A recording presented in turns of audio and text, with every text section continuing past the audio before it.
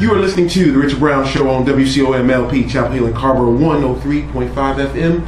I am Richard Brown, and today I want to thank you for joining me as I have my wonderful guests come on and we chat about some very interesting things. Before we get into that, I want to take a second to talk about what The Richard Brown Show is all about. And I've talked about this before, but it's important because, for one, the context is changing. My understanding is changing. And so I want to talk about my current understanding about what the show means and what I want to do with the show. Number one, the show is a place where African Americans can feel safe, grow, and expand what our dreams are. And then the other thing that I want to do is take those dreams and turn them into reality. So my guest today, Monica, has a dream. She is turning that dream into reality, and we're going to discuss with her what she's doing and how she's doing it, and in my mind, how that connects with what this show is all about. So let me go ahead and introduce her, and let's start our conversation. Good morning, Monica. Thank you for coming on the show. Thank you. All right. So I've alluded to it, and you brought some stuff here, and we're going to talk about that, but I've alluded to your business. If you could, please explain your business and then how that business, in my mind, is very, very crucial in expanding African American space, because at this point, I have not seen a lot of particularly African American businesses in this green area.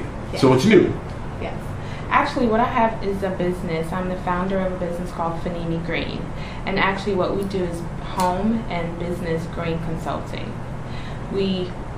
Go ahead. I just, please speak loud so I can hear all the pieces. Yeah. What I do is home and business green consulting. Okay. And what that consists of is coming into your home or business and helping you become more eco-friendly, save money, and also reduce your carbon footprint.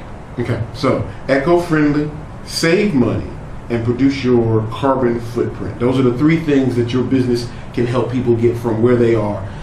Talk a little bit about what that means, or what that could mean for a typical person. Well, basically, with those three components, you'll have an overall better quality of life.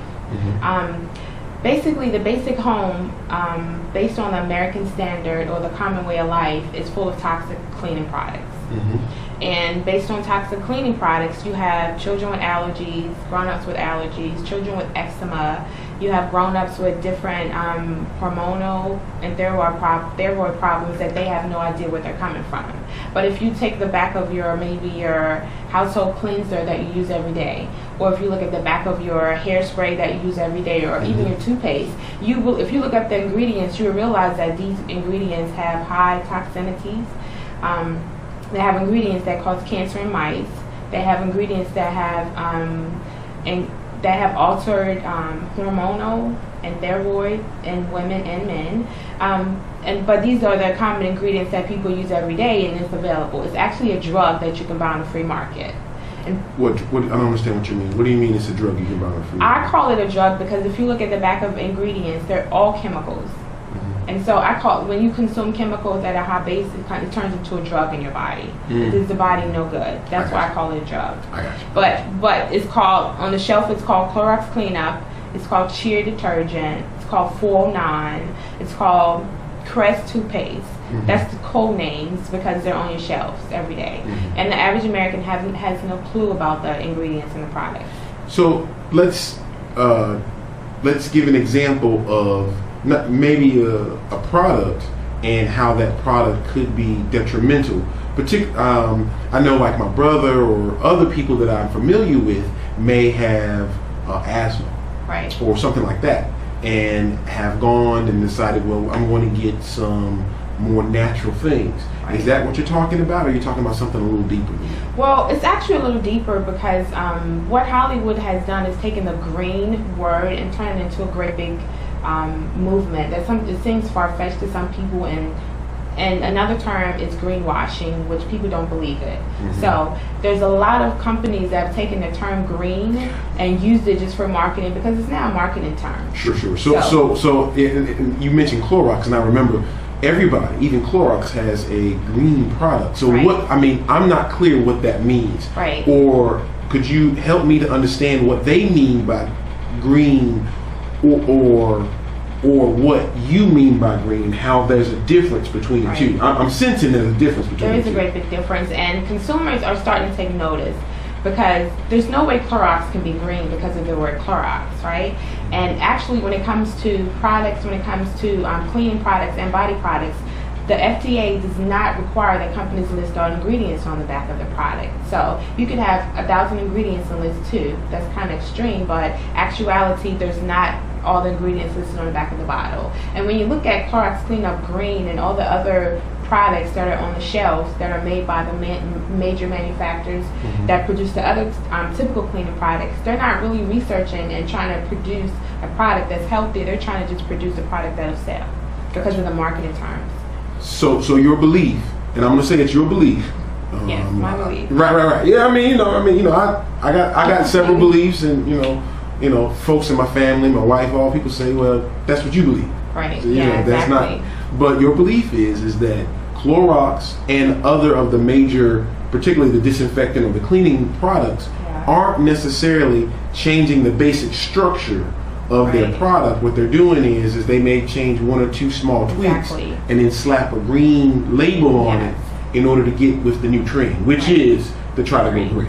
And actually, if you want to get a green product, there's products that are green through environmental groups. That if you want to develop a product, a company would submit their products to the green environmental groups, and they would test them and put a green seal on it. Okay, There's and what's the name of the group that we're talking Well, about? there's a couple that exist. There's one called Green Seal that's the U.S. government approves.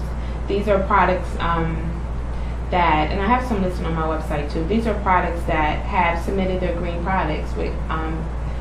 They have alternative methods of cleaning, and but they have there's green seals.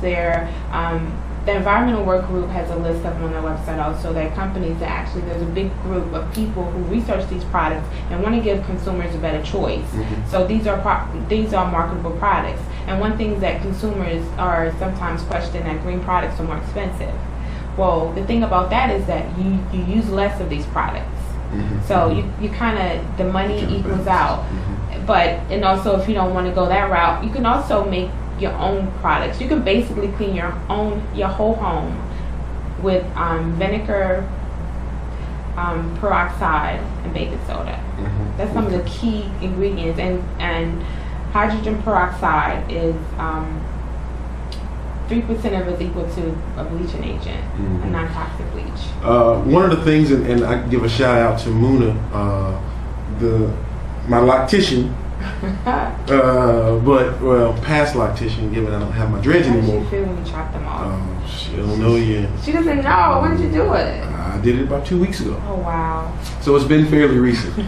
So, but one of the first things she told me, and I think it connects a lot with what Monica's saying, is she said that I will never put anything on your hair that you wouldn't put in your mouth.